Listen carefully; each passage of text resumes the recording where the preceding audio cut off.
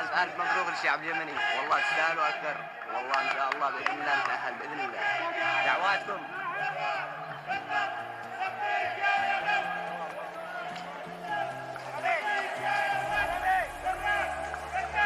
ألف ألف ألف مبروك للجماهير اليمنية العريضة، ألف مبروك هذا الفوز، وهذا الفوز يعطينا دافع لبداية المشوار، وإن شاء الله إن شاء الله يكون من نصيبنا التأهل إن شاء الله بإذن الله.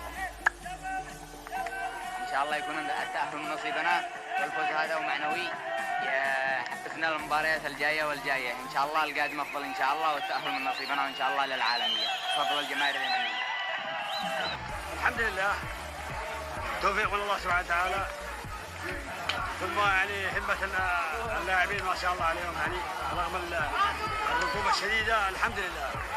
فوز أول كنا نحتاجه، بداية مبشرة بخير إن شاء الله، لكن بالنسبة لنا ما تعنيش الكثير، غير أن 3 نقاط ودافع قوي لتجاوز المجموعة بس.